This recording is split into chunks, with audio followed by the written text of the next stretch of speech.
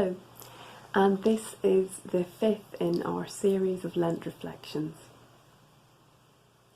Silence is golden. The sound of silence. They're very positive ways of thinking of silence. I wonder how often you are quiet. I mean, really quiet. Being still and present in the moment. It can be a struggle to be quiet. In fact, some of us can find it makes us feel really quite uncomfortable. Often people will do things to have some noise in the background, so we might listen to the radio for company. Or perhaps when we're out for a walk or out running, listen to a podcast. Life can be busy and life can be noisy. It can be full of family life, work, and with modern technology, we can feel that we're always on call. It can be difficult to make space for ourselves during the day.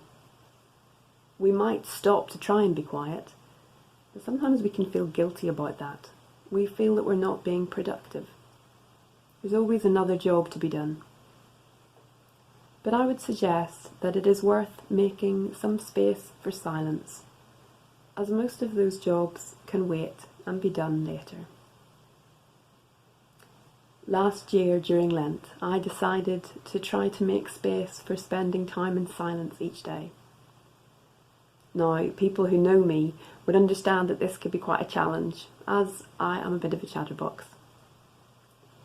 For me, it was the opportunity to spend time with God and just listen. I often chat to God, but the discipline of being quiet is something that I find much harder. My mind is busy, my brain is full of thoughts, and I can quite easily get very distracted. Like any new habit, it needs to be built up. It takes time. It's a bit like doing exercises to develop your muscles. Lent is quite a good time to try something different. It is only 6 weeks. So if it's something that's really tricky to sustain, it's not for that long. However, it is just long enough to help with establishing a new habit. I found there were certain things that helped me in trying to keep that time of quiet. I did it gradually. I started off with 10 minutes and over time built that up to 30 minutes. Another thing I did was to use a timer. It beeped after the time I had allocated for being in silence, and that stopped me from checking my watch every minute to see if the time was up. I used a candle.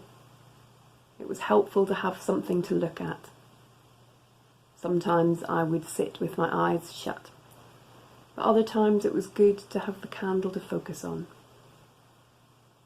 I also found it helpful to sit on the floor.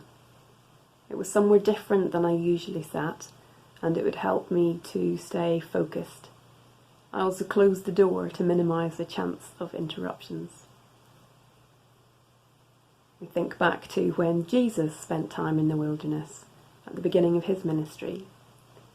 He took himself away from people, away from distractions, to have that time of quiet, that time with God.